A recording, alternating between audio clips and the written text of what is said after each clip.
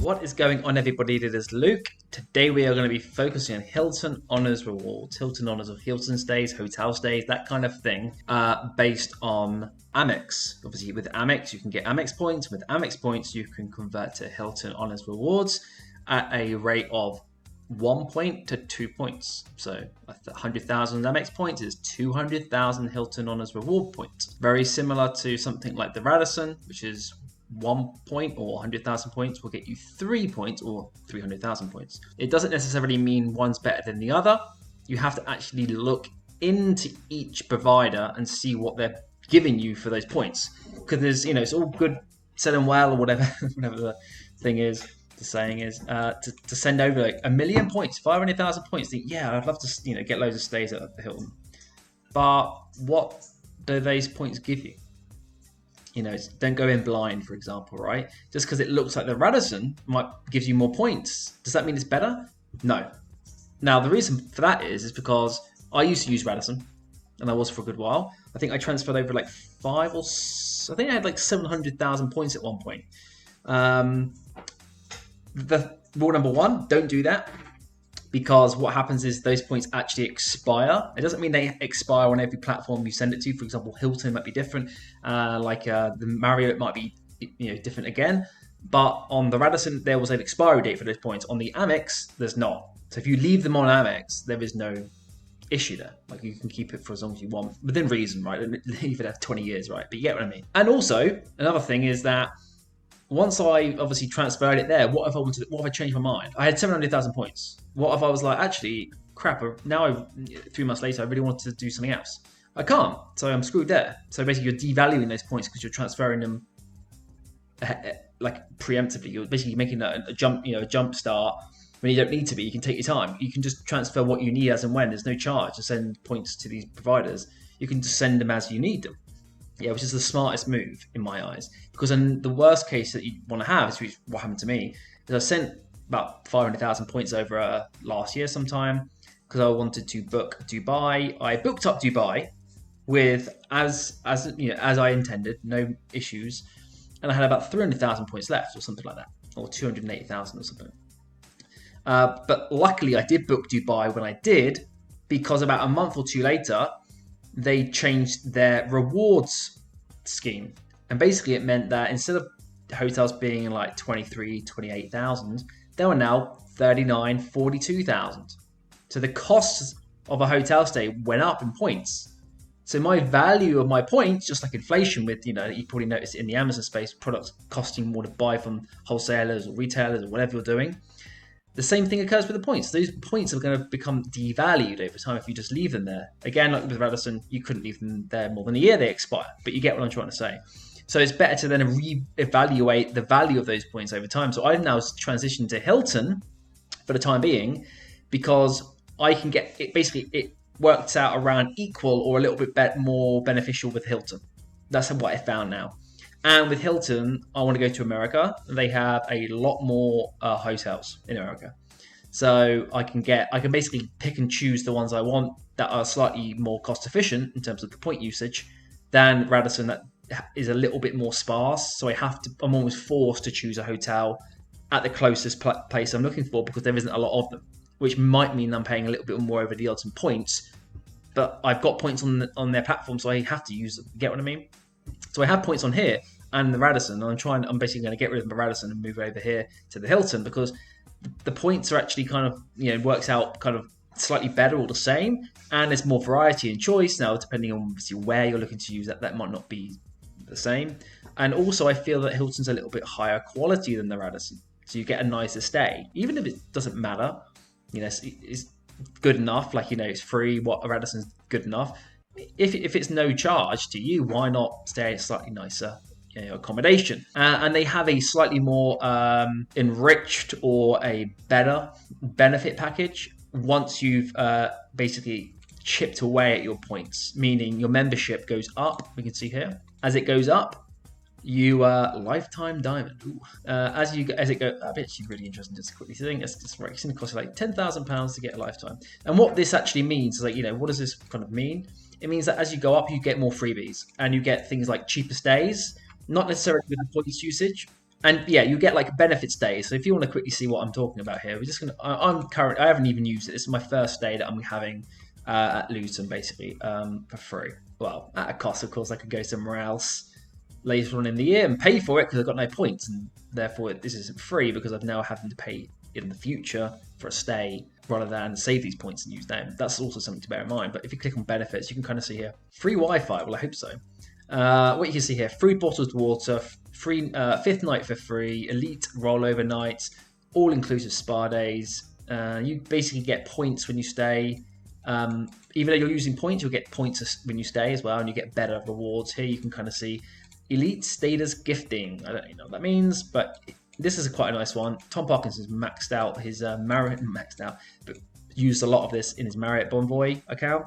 You basically get executive lounge, and they have like free food and alcohol, so you almost don't need to go out and eat and drink if you're just going by yourself. What's the point going out and spending money when you can just go and get like really good quality food and drink from the free lounge? Also, you can kind of see here daily food and beverage credit or continental breakfast. So they add stuff like breakfast that there might be, or is there not, points towards. Maybe there is, maybe there isn't. They used to have it.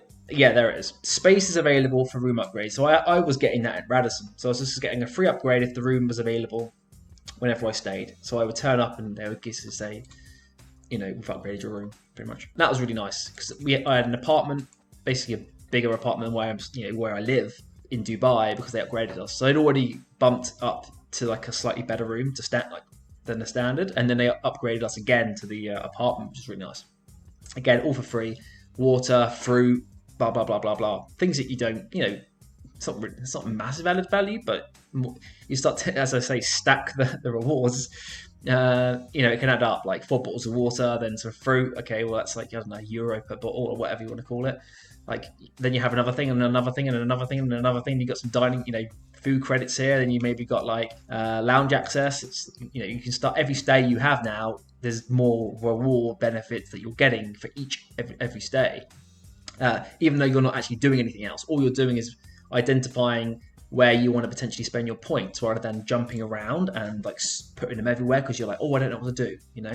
I find it's really good to kind of find something like this and stick with it, because then every time I'm going to go away to Marriott, I'm like, I've got free food, free drink, water, basically start getting all these things ticked off that you don't now need to go and spend your own personal cash. Because obviously staying is great, but you still got to go and have something to eat.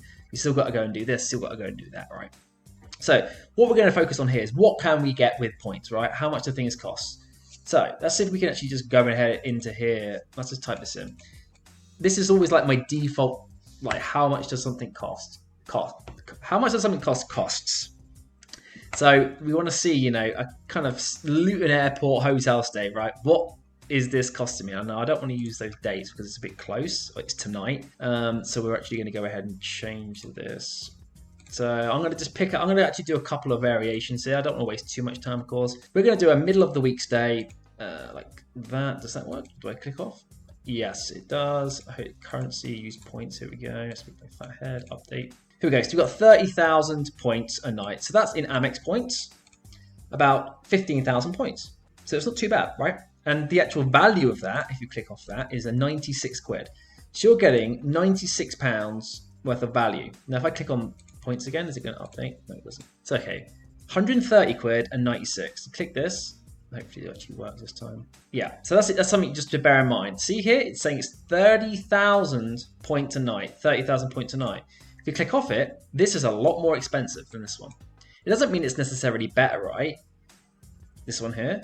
Because obviously, for example, here it's 0 miles from the hotel. This is 2.58, and I really, because I'm going, to fly, I don't want to be traveling 2.58 miles. But if it's not so much of an issue, you could potentially go, okay, wow, yes, they're both rated the same, but this one's slightly better, more in terms of the cost, in terms of the price. Doesn't mean it's a better hotel, right? It might just be that there's less availability, so it's showing you a higher price. But you can use that to your advantage, because you can basically quickly dissect.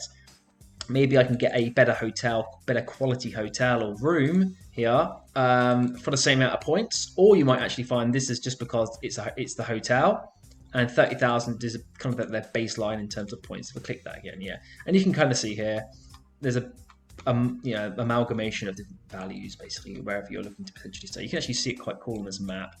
I get around London, it must be like 50,000. But even some of these, 30,000. Yeah, it's not in central London. I get that. Let's just zoom out a little bit. Here we go. 110,000, 43. And what you can basically do is you can, this is why I'm going to use it in America, because I'll be able to kind of see that I don't really care too much where I'm going to be staying. It doesn't have to be perfect. I just want to maximize my points to actually get what I can in terms of my rewards. So, around London, massively expensive. Let's see where I live, where my hometown is. What have we got here? 33,000. I thought there was another one here, but they must have changed it. Maybe that's a Marriott. 33,000. But yeah, you can kind of see around 30,000 is like their lowest. Actually, there's one there for 20. It's probably in the middle of nowhere though, so fair enough. But yeah, you can kind of get what I mean. And then what we're going to go ahead and do is just quickly change this to a weekend so you can kind of get a feel for this. We're going from basically random April dates. And it's actually cheaper. It's interesting. Yeah?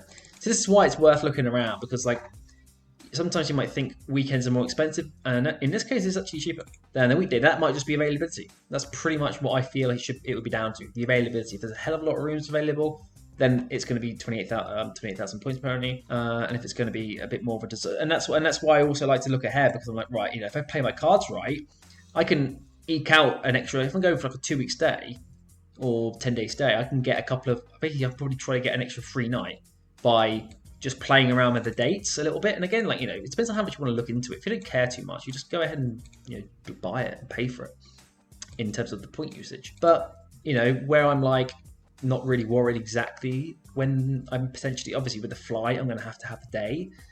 But if you're just traveling, then have a look at a little play around, because over 5 or 6 years, if you're saving 2,000 points times 10 nights, that's 20,000 points.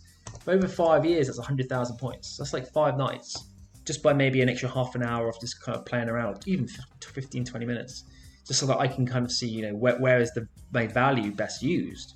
And again, if the more points you have, the less you probably will care. If you've got 10 million points, you probably won't care that much. But the average person probably has in the hundreds of thousands of points per year. So, 200, 500,000, 700,000. Depending on the size of your business, and probably around a couple of 100,000, I would say, the average Amazon seller. But obviously, I don't know. It depends on how much you use the cards and stuff, and how you exactly stack those cards. Do you focus on CAPITALONTAP to get Airbnb? That's what I do. So if I mostly stay at Airbnb, I will be putting most of my money through CAPITALONTAP for that exact reason. I want to get what I don't have to pay for personally. And here, I can obviously do, if there are times where I do need to stay at a hotel. For example, there's not an Airbnb next door to the Luton airport, so I will focus on Hilton, an example. So it's about building that little strategy to maximize points. Once you've thought of a plan, you don't really do any actual work. It's second nature. I already know now what I'm doing every time I'm doing it. I'm like, right, that. It's just like second nature. There's no effort going into me actually doing this, because I'm already aware of these things, right? It just takes a couple of plays around, to look. Again, if you want to look into America, let's just type in Los Angeles, California, and we can just do the same date for this very example. Here we go. So look, 20. Oh, it's disappeared now. So you can actually use this map. It's 50 times easier. So you can see this is all LA, and you can see the vast difference in point. Oh, come on, we want to actually get the points to show up. Here we go. So there's a vast difference in points. You can see here, there's ones for right in the I call center, Doubletree. I think this is the center. I actually didn't know where the center is, so don't quote me on that. But around the coast, 50,000 Doubletree. Doubletrees are quality. They're good, standings, good quality standing. I love Doubletrees. Hilton. You got 40,000 here. You've got one up here with 100,000 somewhere. Where did I see it? 108,000 on the outskirts. It might be a better quality hotel, right? But you can basically just go, well, I'm traveling to LA. Where's the airport? And I want to go around here somewhere. And I'm going to travel all around here. I might get a car. So I'm not too worried. So maybe I want this one. Maybe this one. This is a Doubletree. It's kind of not right, in the main areas. Oh, that's the airport there. Fair enough.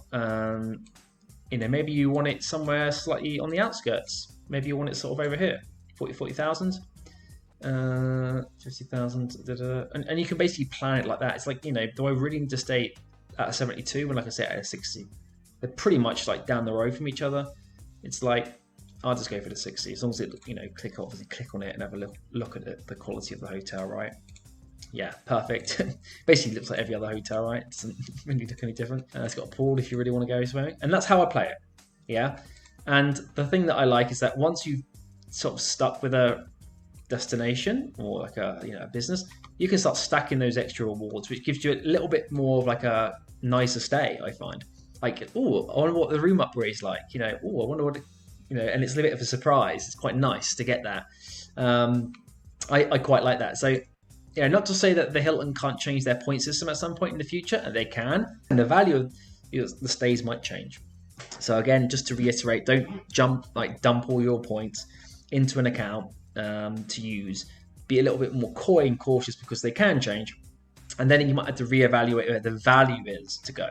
So for me, I find that the value is just slightly higher at Hilton than the Radisson now, for some of the more nicer features that they offer. Not necessarily, if you're looking for the standard stays, it's Radisson and Hilton pretty much the same in points. Yes, you will be able to find it slightly cheaper one or the other, depending on where you're staying and the time of year and stuff. But relatively, it's similar. And then Marriott is a bit more expensive in terms of the point conversion because you don't get the same. I think 2 points for Amex is 3 points with the Marriott. So where this is Hilton's 1 for 2, Radisson's 1 for 3, but with the Marriott it is 2 for 3. So you get like a 50% increase. Where the Hilton you double it, and the Radisson you triple it. Yeah. Not to say that the points are going to be, that the points will be whatever the points are worth. You've got to look into that yourself. A Marriott for me is like is I don't really care about that. The Hilton's plenty for me, and it's for free, and I'm going to get some nice rewards if I stack them over time. And the way you stack it is to stay more nights. If I jump to my account, it's locked me out. But if you jump to your account, you can see that if you stay like 5 nights or 10 nights, you get extra bonus points as well. So you get like an extra 10,000 points for Hilton once you've completed that, and you get a tick up to the next membership status. And it's all done through about a year, or through a year. So basically, your membership will get recorded throughout that year, and then it will kind of reset. Now, it doesn't actually just reset, because obviously it will be like a 365-day rolling kind of thing. But within 365 days, if you're always staying, I don't know, at least 6 nights, 10 nights within a year, and that will work if you're not jumping around lots of different providers, then you'll always keep that membership package that you've got. Obviously, if you then scale your business and you're able to stay on more nights, you can keep stacking that, and actually have some really nice rewards on the side. Not only the free stays, but the extras. So I'm going to leave the video there. Hope you enjoyed it, and any questions, let me know, and I'll see you next time. Bye-bye.